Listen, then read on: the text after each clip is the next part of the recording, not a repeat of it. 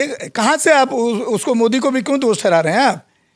जो आदमी सही काम कर रहा है, 6 साल से हर मुद्दे पर बात रखता है। आपका बहुजन मीडिया पूरा बिका हुआ है, आप उसको कह रहे हैं।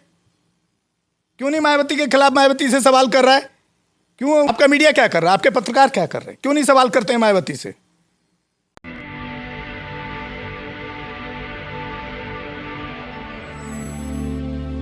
जय भीम। मैं मेवालाल और आप देख रहे हैं बहुजन समय।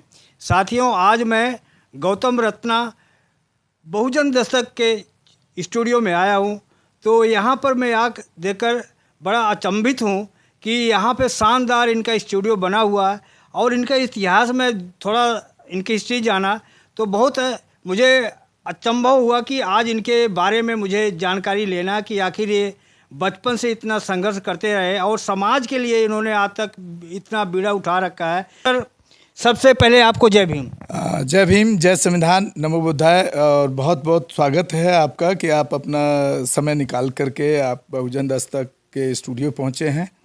बहुत बहुत शुक्रिया आपका कि आप अपने चैनल पे मेरी जीवनी को, मेरे संघर्ष को दिखाना चाह रहे हैं। उसके लिए बहुत बहुत साधुवाद। सर, मैं अभी थोड़ा सा आपके बारे में जाना हूँ, उसके बारे में आपको डिटेल जानना चाह रहा हूँ कि सर, आपने बचपन से बता रहे हैं कि आपके मदर का 3 साल में आपका डेथ हो गया और आप ठाकुरों के यहाँ वहाँ खेतों में गोबर और खेती बाड़ी ये सारा काम करते रहे और यहाँ तक कि आपको जो आपका टीचर था वो ठाकुर था, आपको लात मारा कर हमको आपको पढ़ाऊंगा नहीं। ये क्या संघर्ष है सर? इसको थोड़ी आप जानकारी दें, कहानी। सर, मेरा जो गांव है, यहाँ जिस स्टूडियो में आप बैठे हैं मयूर विहार में है, यहाँ से मात्र 55 किलोमीटर की दूरी पे है। और ऑन रिकॉर्ड जो पेपर के रिकॉर्ड में वो डिस्ट्रिक्ट बुलंदशहर लगता है। अगर डिस्टेंस वाइज हम देखें तो उसके आजू बाजू के चारों गाँव आसपास का पूरा ग्रेटर नोएडा लगता है। तो हम एक शेड्यूल कास्ट परिवार में पैदा हुए। जाटव एक जाति है हिंदू धर्म के अंदर, उसमें पैदा हुए। और हमारे गांव में टोटली जो शेड्यूल कास्ट हैं और जनरल कैटेगरी के जो लोग हैं, जिसमें ब्राह्मण, ठाकुर या दूसरे समाज के लोग हैं, या एससी में हमारे वाल्मीकि समाज है, जाटव समाज है, एक आध दो कास्ट और हैं, धीमर हैं, खटीक हैं। तो लगभग 60% जो है जनरल कम्युनिटी की पॉपुलेशन है और 35-40% के करीब शेड्यूल कास्ट का पॉपुलेशन है। और दूसरा कि गांव के हर आदमी के पास में, हर घर के पास शेड्यूल कास्ट के पास ज़मीन नहीं है। कुछ लोगों के पास है, जो बहुत कम संख्या में लोग हैं जिनके पास थोड़ी थोड़ी ज़मीन है। लेकिन जो ज़मीन और जायदाद, जो गांव में एक आर्थिक स्रोत का साधन होता है, एक ज़मीन होती है, खेती होती है, वो सारा का सारा मैक्सिमम जो है ठाकुर समाज के पास है। और हमारे पास भी बिल्कुल ना के बराबर है। मतलब समझ लीजिए कि जैसे भैंस के चारे लाख आप उसमें कुछ फसल बो सकते हैं। तो हमारे पास में आर्थिक साधन के लिए कोई ऐसा रास्ता नहीं था कि हम कोई दूसरा काम कर सकते थे। जब मैं पहले दिन, जब मेरा स्कूल में एडमिशन होता है, तो वहाँ हमारे जो टीचर हैं, गांव में एक ही टीचर रहता है जो शुरू से लेकर 5वीं तक पढ़ाता है, क्लास टीचर। तो ठाकुर समाज के थे। तो उन्होंने, जब हमारे शेड्यूल कास्ट के 8-10 बच्चे रहे होंगे, 10-11 उस टाइम, तो उनका जो एडमिशन हुआ सभी के साथ ऐसा बिहेव उन्होंने किया स्टार्टिंग में, पहले दिन में। सर, ये कितने साल पहले की बात होगी से? ये 7 साल की उम्र का मेरा पहली क्लास में एडमिशन हुआ होगा। तो पहले दिन ही टीचर की तरफ से ये प्रताड़ना थी, आप शेड्यूल कास्ट हो, और बड़े गंदे शब्दों के साथ इस्तेमाल किया गया, चमार चूड़े ढेड़ो, तुम पढ़ लिख के क्या करोगे। और जो दूसरे सेक्शन के लोग थे जनरल के, वो फर्श पर बैठते थे, हमको नीचे बैठाता था और मुर्गा बना के पहले दिन लात मारा। मतलब ऐसे टॉर्चर किया कि हम पढ़ ना पाए, स्कूल छोड़ दें डर के मारे या भाग जाएं। तो वहाँ से एक जिज्ञासा भी पैदा हुई बचपन में कि आखिर ये जो मास्टर है, मास्टर बोलते थे, अब तो सर बोलते हैं, जमाना बदल गया है, तो ये ऐसा क्यों कह रहा है कि क्या करोगे पढ़। तो कहीं ना कहीं इसके पीछे कुछ राज है, इसको हमको पढ़ने की ज़रूरत है, इसके कुछ ना कुछ हमें इसका फ़ायदा बड़ा होगा कभी। तो बस उन सब चीज़ों को सहन करते करते पढ़ाई पे फोकस किया। और आते आते सन 81-82 में हमारे गांव के पढ़े लिखे जो मेरे से ऊपर वाली पीढ़ी हैं, वो भी काफ़ी अच्छे पढ़े लिखे हैं। कोई प्रिंसिपल हैं दिल्ली में, कोई टीचर हैं, कोई इंजीनियर हैं। मैं आपसे टोक रहा हूँ सर, आप वहाँ गांव में, तो ये आपका शुरुआत हुआ, तो दिल्ली में कैसे आना हुआ सर? हाँ, वही मैं बता रहा था कि 81-82 के दौर में हमारे गांव में बाबा साहब की प्रतिमा का इनॉग्रेशन हुआ, मूर्ति लगाई गई हमारे समाज के द्वारा पैसा इकट्ठा करके, एक ग्रामीण सभा की ज़मीन को एक्वायर करके। और उसमें प्रोफेसर जोगिंदर कवाड़े, जो महाराष्ट्र से MP भी रहे एक बार, RPI के नेता हैं, अब तो काफ़ी बुजुर्ग हो गए। तो उनका भाषण मैं सुना था पहली बार गांव के अंदर ही। बहुत मतलब ऐसे लगता था कि जो जातिवाद का जो आतंक है या जातिवादी जो सिस्टम है, उसके खिलाफ हमको मतलब हथियार उठा लेना चाहिए। इतना उत्पीड़न होता था। संविधान नाम की चीज़ तो कोई जानता ही नहीं था। संविधान क्या है, क्या हमारे लिए एक्ट हैं, क्या हमको उसमें दिया गया है, क्या बराबरी का अधिकार, ये सब कोई जानता भी नहीं था। उनका जब भाषण सुना तो अंदर से एक प्रेरणा मिली। और हमने फिर समता सैनिक दल के साथ भी, हमारे गांव के राष्ट्रीय अध्यक्ष समता सैनिक दल के उमेश सिंह गौतम जी रहे हैं, अभी भी हैं पूरे ऑल इंडिया लेवल पर। उनका आना जाना भी रहता था, तो उनके साथ भी कुछ संघर्ष या इस तरह से चीज़ों में रहे।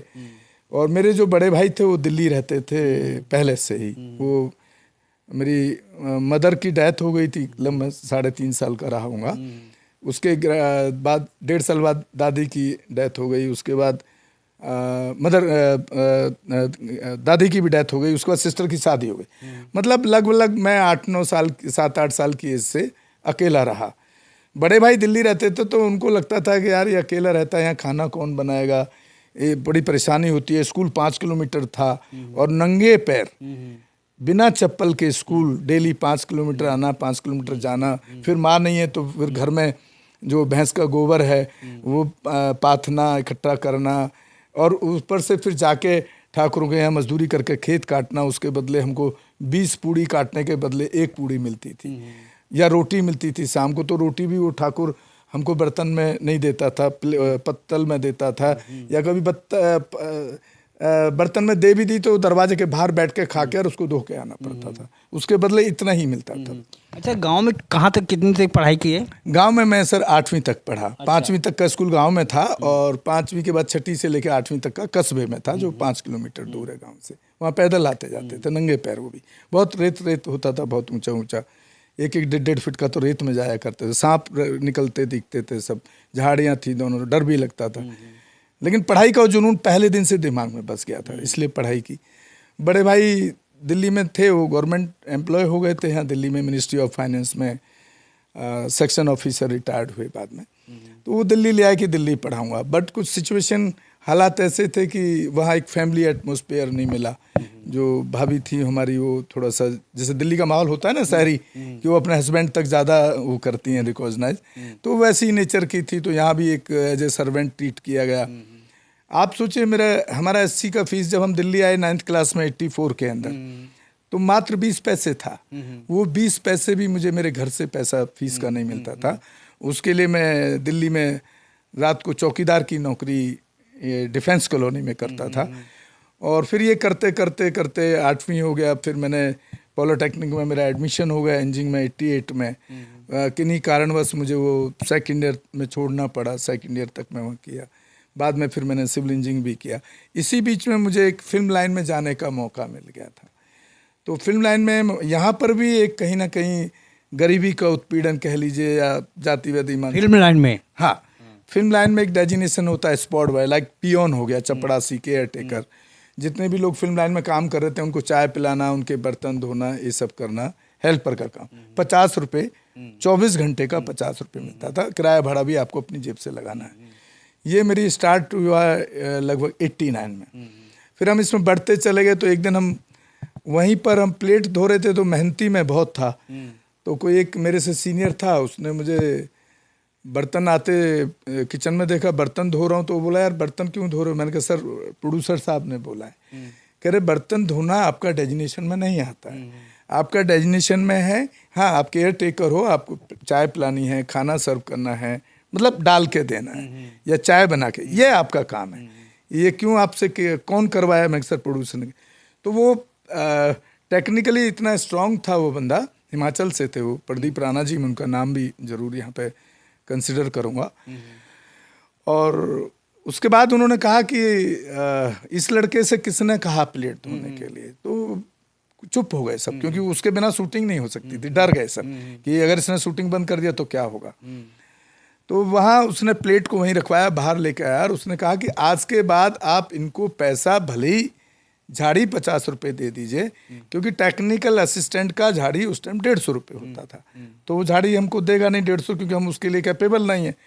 तो उन्होंने कहा झाड़ी आप भले ही 150 रुपये 50 रुपये दीजिए, लेकिन ये लड़का कल से मेरे साथ कैमरे के साथ काम करेगा। तो मैं उनके कैमरे के साथ, कैमरा अटेंडेंट में, लाइटिंग में, इस सब में हेल्प करता रहा।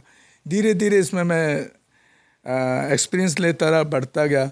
फिर मैंने ITI किया ड्राफ्ट्समैन सिविल से, और उसमें भी मैं स्कोर हासिल किया, मेरा स्कॉलरशिप मिला मुझे। ITI के अंदर भी मेरे अच्छे मार्क्स थे। फिर मैंने इवनिंग में पॉलिटेक्निक से, इवनिंग में दिल्ली में फैसिलिटी है, वहाँ से मैंने सिविल इंजीनियरिंग में एडमिशन लिया, वहाँ करता रहा। इसी मैं थोड़ा रोकूंगा कि जैसे आप बता रहे हैं कि ये फिल्म में आप जुड़े, पहले ये फिल्म में सारा काम किए, तो आप बता रहे हैं कि मीडिया में भी आप जुड़े, मीडिया में कई मीडिया में काम किए हैं, तो वो कैसे काम किए, कैसे वो वहाँ पे जाना हुआ? जब हम फिल्म लाइन में चले गए तो वहाँ सीखते सीखते, बढ़ते बढ़ते थोड़ा पैसा इकट्ठा किया, और 95 में आकर के हमने फिल्म प्रोडक्शन हाउस का एक कंपनी शुरू किया। एक डिपार्टमेंट रहता है इक्विपमेंट का, सेटअप, लाइट्स, कैमरा, ये सब। और 95 में पार्टनरशिप शुरू किया। 97 में किसी बात पर डिस्प्यूट हो गया, और डिस्प्यूट का भी बड़ा ज़बरदस्त कहानी। ये स्टैचू आप देख रहे हैं ना बाबा साहब अम्बेडकर का, ये उसी टाइम का है। अच्छा। तो जो मेरे पार्टनर थे उनका थोड़ा एक सजेशन था, थे अपने बहुजन समाज से ही, बट उनका सजेशन था यार ये टेबल पे रखोगे तो बिजनेस नहीं कर पाएंगे, हमको लोग बिजनेस नहीं देंगे। तो यहाँ कुछ और एक दो बातें ऐसी थी कि जो मैं उनके साथ, सर इसी पे मैं थोड़ा साथ में चल नहीं पाया। फिर 97 में अलग हो गया। इसी पे मैं जानना चाह रहा हूँ कि बाबा साहब और बुद्ध का आपको बचपन से तो मुझे आइडिया है कि आपको नहीं जानकारी होगा, तो आपको जानकारी किसने दिया? और इस मान में आप बता रहे हैं कि आप बौद्ध धर्म भी ग्रहण किया, तो कहाँ से आपने प्रेरणा मिली? गांव में, जैसे मैंने बताया ना कि हमारे गांव के जो हमसे बड़े लोग हैं, वो पढ़े लिखे थे। तो बाबा साहब का जीवन परिचय उन्होंने हमको, जब हम पढ़ने लगे 5वीं छठी में हिंदी ठीक से, तो हमको वो छोटी छोटी किताबें उनका परिचय की ला के दिए। वहाँ से बाबा साहब को पढ़ा, फिर जोगिंदर कवाड़े जी का भाषण सुना और एक्साइटेड। आपके परिवार में तो कोई नहीं था? नहीं, मेरे परिवार में फादर और मैं दोनों थे गांव में। ये शिक्षित में, जैसे बाबा साहब बुद्ध के बारे में बताने नहीं, बड़े भाई थे शिक्षित, लेकिन वो कम जाते थे गांव। अच्छा। और उनसे जो छोटे हैं वो भी इंजीनियर हैं, वो तो उनके साथ भी ये सब बात मतलब चलता रहता था। बट मैंने इतना गहन अध्ययन किया कि प्योरली अगर आप कहें तो मेरे जो ब्रदर हैं वो फॉलो तो करते हैं बाबा साहब को, बट मैं कहूँ कि प्योरली जो 100% बुद्धिज्म होना चाहिए वो नहीं, उतना नहीं बन पाए हैं, अभी भी नहीं बन पाए हैं। उसके कई सारे कारण हैं कि वो उनके दिमाग में जो मानसिक गुलामी बैठी हुई है, जो हमारी भाभी वगैरह हैं, फीमेल खास तौर से सेक्शन जो है, उससे वो मानसिक गुलामी वो लोग नहीं निकाल पाए। बट मुझे इसमें कामयाबी, मैं बड़ा स्ट्रिक्ट था इस मामले में, तो मैं कामयाबी मिली मुझे। और 99 के अंदर मैंने इंडिविजुअल प्रोग्राम जो आप देख रहे हैं, राजेंद्र पाल गौतम और फलाना ढिकना, और एक वो क्या नाम है, सुमित रतन 22 प्रतिज्ञाओं दिलाते हैं। और वो 22 प्रतिज्ञा जब मैं आज देखता हूँ, यहाँ थोड़ा सा हम दूसरा सब्जेक्ट हट रहा है, तो वो राजनीतिकरण मुझे ज़्यादा लगता है। उसका कहीं ना कहीं संगठन बना के कुछ धन इकट्ठा करना, फैसिलिटी अर्जित करना, ये सब मुझे ज़्यादा दिखता है। मैंने इंडिविजुअल प्रोग्राम किया अपने लेवल पे, 4 से 5,000 लोग मेरे प्रोग्राम में इनवाइटेड थे, और उसमें भी जनरल कास्ट के लोग थे। सर मैं इस पे आऊँगा थोड़ा, मुझे वो आइडिया मुझे बता दें कि आप मीडिया में कैसे आए। हाँ, वो अब मीडिया में हम कैसे आए कि हमारा जो बिजनेस था, जितने भी चैनल हैं, चाहे वो उस जमाने में तो चैनल बहुत ज़्यादा नहीं थे, आज तक शुरू हो गया था, जी न्यूज़ शुरू हो गया था, एक प्रोग्राम दूरदर्शन पे आपको याद हो, रूबरू एक प्रोग्राम आया करता था जिसको राजीव शुक्ला होस्ट किया करते थे। अब तो उनका भी चैनल है न्यूज़ 24 के नाम से।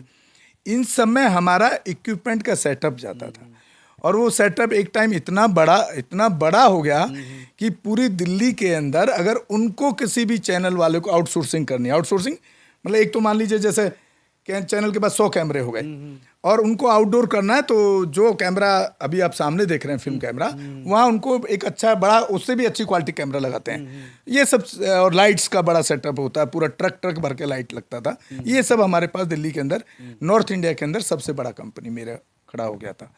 तो उनका मजबूरी था कि आउटसोर्सिंग मुझसे उनको करना ही पड़ता था जी। आउटसोर्सिंग करते मैं बता रहा हूँ, आउटसोर्सिंग करते करते वो पूरा कॉन्ट्रैक्ट हमको देने लगा जी। कि ये प्रोग्राम हमारा आउटडोर होगा, चाहे वो क्रिकेट का लाइव है, चाहे वो पॉलिटिकल डिबेट है, जैसा आपने प्रोग्राम देखा हुआ कौन बनेगा मुख्यमंत्री, कौन बनेगा प्रधानमंत्री, इस तरह के जो चैनल प्रोग्राम आज तक भी बनाता था, ये सब में हमको वो टेक्निकली पूरा हायर करने लगे कि भाई आप ये पूरा सेटअप आप खड़ा करेंगे, आप देखेंगे इसको। तो ये जो बड़ा इतना स्टूडियो बनाया हो तो वहीं से आपको आइडिया मिला तो आपके ये बनाया है? नहीं, इस स्टूडियो बनाने का जो मेन मकसद खास तौर से जो दिमाग में था, क्योंकि उस जमाने में यूट्यूब नहीं था। जब यूट्यूब आया तो हमको लगा कि हमको अपने समाज के लिए कुछ करना चाहिए। अब हम समाज तक कैसे पहुंचे? आप बिजनेस कर लिए, आप बड़े हो गए, आपने पैसे से ठीक ठाक हो गए, कार भी ले ली, घर भी ले लिया मान लीजिए, लेकिन आप समाज तक कैसे पहुंचेंगे? तो समाज के लिए फिर हमको फेसबुक, यूट्यूब, इंस्टाग्राम, जितने भी सोशल साइट हैं, ट्विटर, हमको सब जगह जाना पड़ा। तो हमने कहा सब जगह जाएंगे। हमारा प्लान बड़ा था लेकिन उसमें हमको सक्सेस नहीं मिली, ये क्लियर है। हमारा प्लान था कि जितने भी बड़े बुद्धिजीवी हैं, इंटेलेक्चुअल हैं, हम इनको स्टूडियो बुलाएं, स्टूडियो में वो अपना जितना उनके पास ज्ञान है बहुजन समाज के महापुरुषों का, उसको वो लोगों तक प्रेजेंटेशन दें। लेकिन नहीं मालूम क्या कारण रहा कि कोई भी यहाँ आने के लिए तैयार नहीं हुआ, क्योंकि बाद में एक ऐसा ट्रेंड चल चुका, आप देख रहे होंगे, जैसे आप मान लीजिए कोई भी नेता कोई आंदोलन कर रहा है जंतर मंतर, तो जो यूट्यूबर वहीं पहुंच जाता है मोबाइल लेकर के, वहीं शूट कर लेता है। तो एक नेता सोचता है यार एक चैनल के लिए हम स्पेशली उसके वहाँ पे क्यों जाएं, जब 10 चैनल हमारी बाइट लेने आ गया यहाँ पे। लेकिन अगर आज भी अगर आप देखें प्रॉपरली जो डिबेट होती है वो एक स्टूडियो में बैठ के ही होती है। आज भी कोई भी इंटेलेक्चुअल आप देखते हो, नहीं तो स्टूडियो में डिबेट क्यों होती है? सब जाके सड़क पे ही नहीं सवाल कर लेंगे। तो वो माहौल हम बना नहीं पाए। उसका कई कारण हो सकते हैं कि हमारे जो नेता हैं उनको बहुत जल्दी बड़ा नेता बनने की रहती है, उल्टा सीधा बोलने की रहती है, नेगेटिव वर्ड्स का यूज़ करते हैं। मैं तो देखता हूँ ये सब चीज़ों को। तो ये करते करते हम इतने सारे, कोई ऐसा चैनल नहीं है जिसके हमने लाइव टेलीकास्ट में अपना आउटसोर्सिंग में सर्विस ना दिया हो। इसलिए एक बड़ा उनके CFO हैं, उनके ऑनर हैं, वाइस प्रेसिडेंट हैं, उनमें से कोई बड़े चैनल वाला ऐसा नहीं है जो हमको नहीं जानता हो इस लेवल पे कि हमको अगर कहीं ज़रूरत पड़ती है तो हम उनको अपने समाज के लिए भी उनको कई बार हम इस्तेमाल करते हैं। जी। तो सर आपने अभी एक सवाल कहा कि जैसे 22 प्रतिज्ञा और धर्म के बारे में कहते हैं, ये आपको राजनीति नज़र आता है। हाँ। तो आप जैसे बड़े बड़े सत्संग होते हैं तो धर्म गुरु होते हैं, वो उसमें शंकराचार्य होते हैं और पीठाधीश होते हैं, वो उसमें कोई पैसा का इकट्ठा करता है। तो क्या उसमें आपको राजनीति नज़र नहीं आती कि भाई कौन शंकराचार्य बनेगा, कौन पैसा इकट्ठा करेगा, कौन वहाँ उसके नीचे बैठेगा? तो आपको वहाँ राजनीति नहीं नज़र आती? वहाँ भी राजनीति, वो तो धर्म की अफीम है यार। थोड़ा सा ये डिफरेंस है कि जो 22 प्रतिज्ञा ले रहा है वो बाबा साहब के 22 कोट को तो बताने का काम कर रहा है, लेकिन वहाँ तो पूरा धर्म की और अंधविश्वास की अफीम पिलाई जाती है। लेकिन वो तो कहते हैं कि ये धर्म का काम है। वो तो कहते हैं कि धर्म का काम है, राजनीति थोड़ी है। आपको ये कैसे लग रहा है कि मैं उनके खिलाफ नहीं हूँ? मैं तो उनके खिलाफ सबसे ज्यादा बोलता हूँ। वो तो धर्म की अफीम पिलाते हैं। नहीं, सवाल ये है कि अगर वो कहते हैं कि ये राजनीति नहीं है, ये तो धर्म का काम है, धर्म है ये। आप राजनीति और धर्म, क्या वहाँ पर राजनीति नहीं हो रहा है? मैं ये पूछना चाह रहा हूँ। नहीं, वहाँ पर राजनीति क्यों नहीं है? जिधर वो जो उनका शंकराचार्य जो भी उनका स्वयंभू बन बैठता है, वो जिधर को वोट कहता है उधर ट्रांसफर हो जाता है। आप देख लीजिए रामदेव के जो प्रोडक्ट खरीदते हैं वो रामदेव के कहने से वोट भी ट्रांसफर होता है। लेकिन यहाँ तो दिक्कत यह है कि वो उसके दिमाग में घुसते हैं। यहाँ पर क्या, जैसे 14 अप्रैल आया तो एक दिन के लिए आप नीला झंडा जय भीम का लेके निकलेंगे। बुद्ध पूर्णिमा आई तो उससे और कम निकले। आप देख लीजिए 14 अप्रैल के लिए 10 लाख लोग आता है पार्लियामेंट पे। बुद्ध पूर्णिमा के दिन पूरे देश के अंदर दिखाइए कहाँ 10 लाख का प्रोग्राम हुआ? आज तक कभी हुआ? क्यों नहीं हुआ? तो मैं इसलिए कह रहा हूँ कि जो 22 प्रतिज्ञाओं का, ये जो हमारा जो नेता जो 22 प्रतिज्ञा का काम किसका है? वो तो भिक्खू का है। वो राजेंद्र पाल गौतम का किधर से है? या तो राजेंद्र पाल गौतम उसको विधायकी को छोड़ दें, मैं एग्जाम्पल के तौर पर कह रहा हूँ। ऐसे राजेंद्र पाल गौतम अकेले नहीं, बहुत सारे लोग हैं। या तो विधायकी को छोड़ दें, राजनीति छोड़ दें, तो धम के लोगों को धम का काम करें, धम को बढ़ाएं। ये कहाँ काम हो रहा है? नहीं तो फिर बुद्धिस्ट क्यों नहीं बने लोग?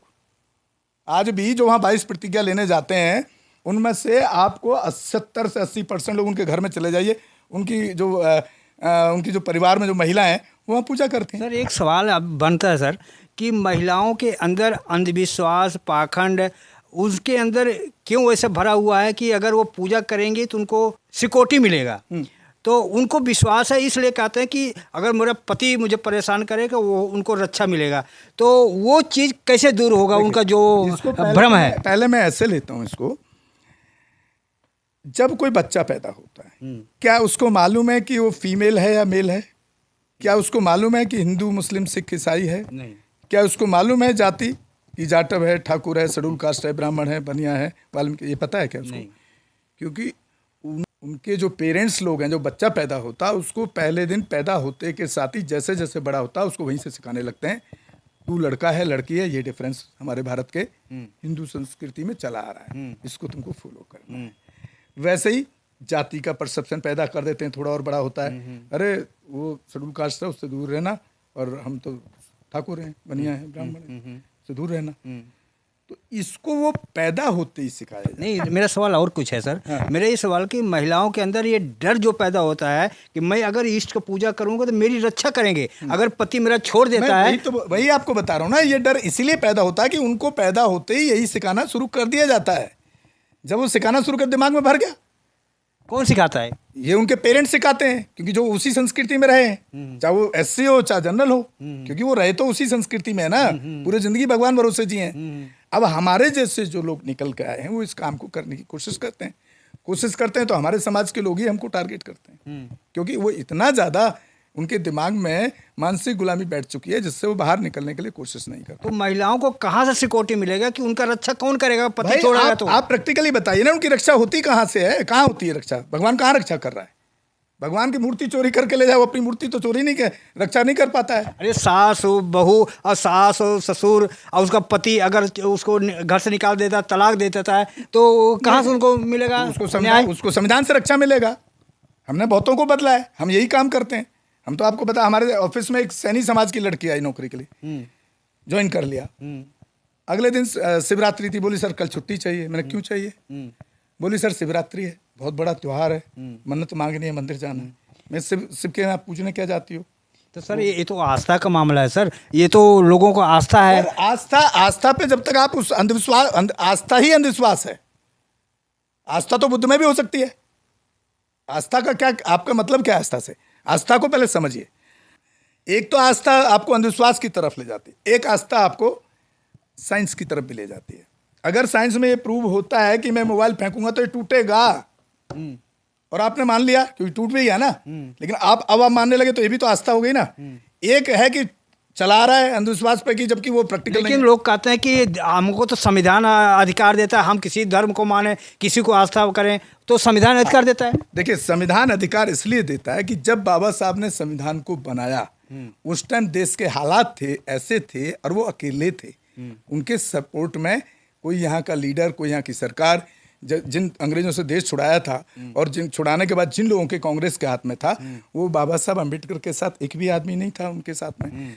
इसलिए उनको सबको इक्वलिटी लिखना पड़ा होगा, ऐसा मैं मानता हूँ। सर एक राजनीति में थोड़ा आपसे सवाल ले लें। इसलिए वो लिखा गया कि भाई चाहे हिंदू हो, चाहे मुस्लिम हो, चाहे किसी भी जाति का हो, चाहे महिला हो या फीमेल हो या काला हो या गोरा हो, सबको हम आज से बराबर का अधिकार दे रहे हैं।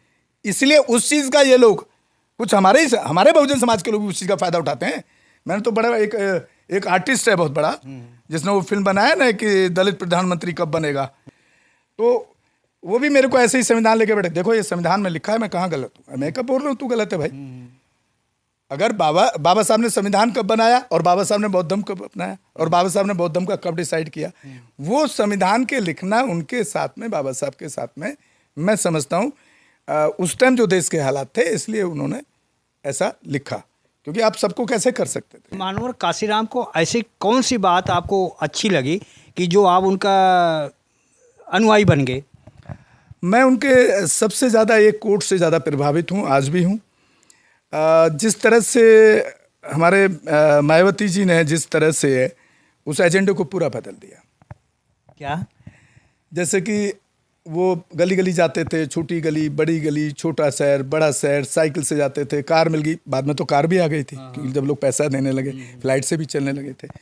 लेकिन वो समाज को जागरूक करना उन्होंने बंद नहीं किया, कैडर बंद नहीं किए उनके होते हुए। साहब काशीराम ने पट्टी में गया था तो वो वहाँ जा रहे तो उनके ऊपर पत्थर मारा गया। हाँ, तो ये तो झेलना पड़ेगा ना, जो आप जिस गुलामी में जी रहे हैं, या तो उस गुलामी को एक्सेप्ट कर लीजिए। और आज के जितने बहुजन नेता हैं, जितने भी हैं, सबने गुलामी को अडॉप्ट कर लिया है, लेकिन उसको समाज नहीं समझ रहा है। गुलामी को अडॉप्ट कर लिया ना। साहब काशीराम जी के एक कोट से मैं सबसे ज़्यादा प्रभावित हूँ और उस पर मैं काम करता हूँ। साहब काशीराम जी का एक कोट है, राजनीतिक आंदोलन चले या ना चले, लेकिन सामाजिक आंदोलन चलते रहना चाहिए। अब आप ही कह रहे हैं इस बात को कि जब आप लोगों के बीच में जाते हैं तो लोग कह रहे हैं पहले सरकार बनाओ, तब हम आपका काम करेंगे, तब हम समाज की लड़ाई लड़ेंगे। जब आप सीधे आप राजनीतिक आंदोलन पर चले गए, सामाजिक आंदोलन को, इसका मतलब आप खत्म कर रहे हैं, तो आपकी राजनीति बनेगी कहाँ से, सरकार बनेगी कैसे, कैसे बनेगी? यही कोर्ट को मायावती ने छोड़ दिया। मोदी जी बार बार ये कह रहे हैं कि अगर कांग्रेस की सरकार आएगी तो आपका धन, धरती, मंगलसूत्र और सब मुसलमानों को दे देंगे, आतंकवादी दे देंगे। तो ये बात आई कहाँ से सर? देखिए, मोदी का जो टोटली फॉर्मूला है वो अंग्रेजों का फॉर्मूला है। अंग्रेजों ने क्या किया था भारत में? पहले डिवाइड एंड रूल्स की पॉलिसी सब बताते हैं ना, हमने तो नहीं देखा, यही पुराने लोग बताते आए हैं, जो चाहे वो कांग्रेस के हों चाहे भाजपा, यही तो बताते हैं कि अंग्रेजों ने डिवाइड एंड रूल किया। तो डिवाइड एंड रूल की पॉलिसी है मोदी की। मोदी पूरा अंग्रेजों के हिसाब से पूरे देश को चला रहे हैं, ना कि इंडियन के हिसाब से, ना बहुजनों के हिसाब से, ना समाज के हिसाब से, ना देश की तरक्की। बताइए किधर तरक्की है? 5 लाख कमाने वाला आदमी जब से मोदी सरकार बनी है, मेरा अकाउंट चेक करा लीजिए, 10 रुपये कहीं आपको अकाउंट में बिलिंग मिल जाए तो बताइएगा मुझे, क्यों? Sir Modi divide and rule की पॉलिसी है। पहले अंग्रेजों ने क्या किया, यहाँ के छोटे छोटे कारोबार शुरू किए, कंपनी ईस्ट इंडिया कंपनी को खड़ा किया, और ईस्ट इंडिया कंपनी ने पूरे देश को कब्जा लिया आर्थिक तौर पे और देश को गुलाम बना दिया। अभी मोदी क्या कर रहे हैं? उन्होंने 4 लोगों को खड़ा कर दिया। वो एक ईस्ट इंडिया कंपनी थी अकेले, 4 कंपनी बना दिए। जो अडानी का नाम आप सुन रहे हैं डेली, वो क्या है?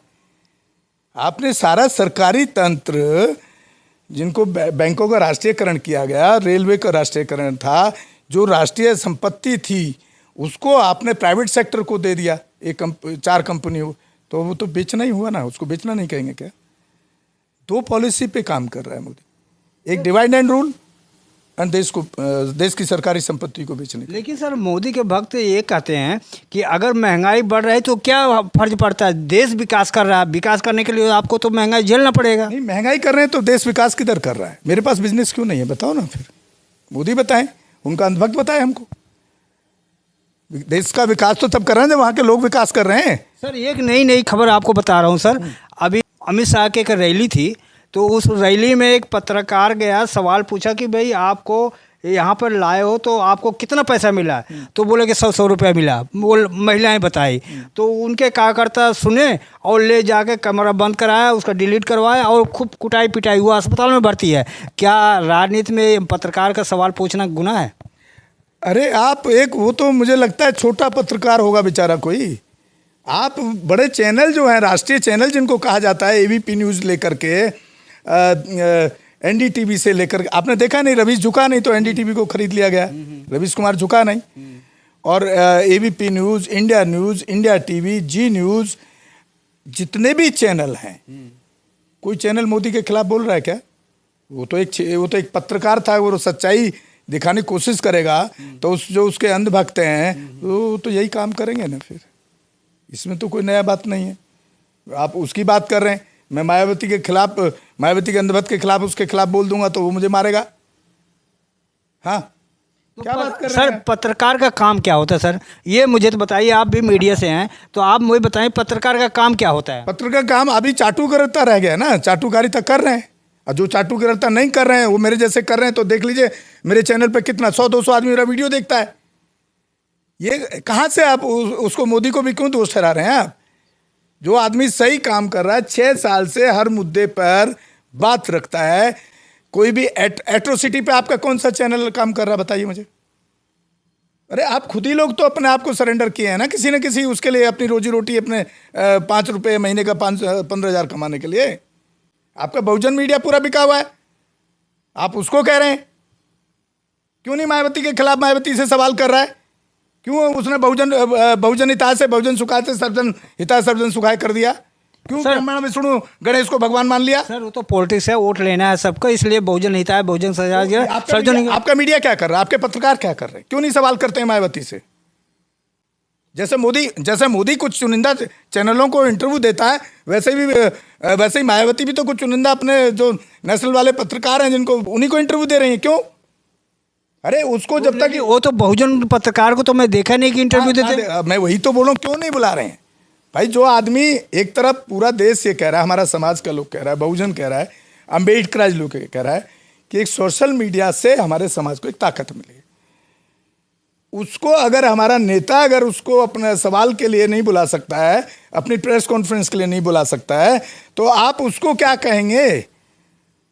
उसको नहीं कहे। उस मोदी को तो आप कह रहे हैं कि वहाँ अंधभक्तों ने पिटाई कर दी, मायावती को क्यों नहीं करे? इन लोगों को क्यों नहीं करे?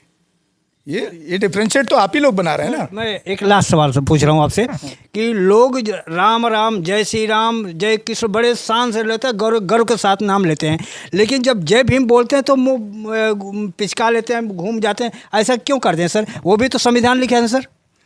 देखिए इसके लिए भी हमारा समाज कहीं ना कहीं दोषी है, क्योंकि उसने अपने आप को खड़ा नहीं किया। आज मेरे जितने ब्राह्मण दोस्त हैं, आप अभी फ़ोन लगाओ, मैं 4 जितने ब्राह्मण दोस्त हैं मैं जय भीम बोलता हूँ, और वो ब्राह्मण और वो जनरल कास्ट का आदमी मेरे से पहले मेरे को जय भीम बोलने लगता है मेरा फ़ोन देखकर। क्यों बोलने लगा?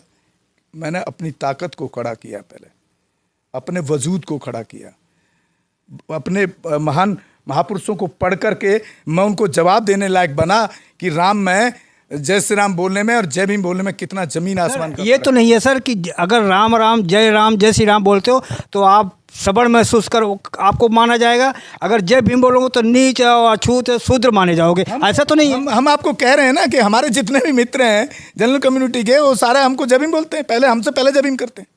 मैं भी फ़ोन लगा दूंगा आपके सामने, वो जय भीम मेरे फ़ोन उठाने से पहले बोल देगा। क्यों बोलने लगा? हमने अपने वजूद को बनाया, हमारा समाज अपना वजूद नहीं बना रहा है। हमको आपका कहने का मतलब धारणा बनाई गई है कि ये बोलने से ये समझा जाएगा, ये बोलने से समझा जाएगा, ये गलत धारणा है। गलत धारणा है, बिल्कुल गलत है। आप पहले अपने आप को उस लायक काबिल बनाइए कि आप उस जय श्री राम के ऊपर आप जवाब दे सकें। देखिए, कुछ जैसे ज़मीन और आसमान में जितना फ़र्क है ना, उतना ही जय श्री राम और जय भीम में डिफरेंस है, उतना ही अम्बेडकर और गांधी में डिफरेंस है। ये 3 चीज़ बता रहा हूँ आपको सर। मैंने एक बिहार के लेकिन उसको साबित करने लगे आप खुद तो कैपेबल बनिए कि आप सामने वाले को, जब आपके सामने कहीं डिबेट हो तो आप उसको बात को वजूद से रख पाएं। कोई हम SC/ST एट्रोसिटीज़ पर हम एक IPS अधिकारियों से बात करते हैं, IAS अधिकारियों से बात करते हैं, DM से, SC/ST कमीशन के चेयरमैन के सामने जाकर के अपने केस को डिफेंस करते हैं दबंगई से। आज तक कोई ऐसा केस नहीं हुआ जिसमें जस्टिस नहीं डिलीवर हुआ। कौन सा आपका बहुजन मीडिया कर रहा है? क्यों नहीं कर रहे भाई? जी, एक पुलिस अधिकारी बिहार के, उन्होंने बोला है कि जब ये अधिकारी लोग अपने ऑफिस में जय श्री राम बोल सकते हैं तो मेरा भी अधिकारियों में भी अपने ऑफिस में जय भीम बोल सकता है। बोलना चाहिए। ऐसे लोग आएंगे तभी आपका जय भीम इस्टेब्लिश होगा ना। और मैं कह रहा हूँ जय भीम को इस्टेब्लिश करना ना करना कोई बड़ा बात नहीं है। तो उनके बाबा साहब अम्बेडकर के लिटरेचर को, उनकी जीवनी को, उनके कामों को, उनकी एजुकेशन को, उनका जो पूरा आइडियोलॉजी स्ट्रक्चर है उसको समझने की ज़्यादा ज़रूरत है। खाली जय भीम बोलने से वो जय श्री राम बोल रहे हैं, लेकिन वो जय श्री राम का पूरा हिस्ट्री आपको सुना देगा। आपका जय भीम वाले से आप पूछेंगे ना ठीक से कि बाबा साहब के 22 प्रतिज्ञा सुना दीजिए, कितने लोग मिलेंगे आपको? ठीक है सर। तो ये चीज़ें हैं। हम मेरा एक वीडियो 18 लाख लोगों ने देखा है। 18 लाख माने रखते हैं इंस्टाग्राम पे। उनमें से हमने यहाँ ऑफर किया भाई आप स्टूडियो में जो मैं काम सिखा सकता हूँ वो आप मेरे से सीख सकते हैं। Editing, anchoring, acting, camera handle करना, स्टूडियो हैंडलिंग कैसे होता है, रिपोर्टिंग कैसे एनालिसिस करते हैं। अभी तक तो एक भी नहीं आया, और जो आए भी हैं तो वो कुछ और उम्मीद लेकर आए। ज़्यादातर तो मेरे पास जो इंक्वायरी है सीधा एक्टर बनने का है। अब उसको ये नहीं पता है कि एक्टर के लायक तुम्हारा फेस है कि नहीं है, एक्टर के लायक तुम्हारी हाइट है कि नहीं है, एक्टर के लायक तुम्हारे पास में पैसा है कि नहीं है बनने के लिए। तुमको डेली नई कपड़ा चाहिए, क्योंकि जब आप जिस स्ट्रक्चर में काम करना चाहते हैं, अगर उस स्ट्रक्चर के सिस्टम को आप अडॉप्ट नहीं करेंगे, अपने अंदर डालेंगे नहीं, तो आप कैसे हो जाएंगे? आप बनना चाहते हैं IAS IPS हैं, और आप काम कर रहे हैं, आप 10वीं पास वाला, तो IPS IAS अधिकारी कैसे बन जाएंगे? तो ये सर, तो आप ये थे गौतम रत्ना सर।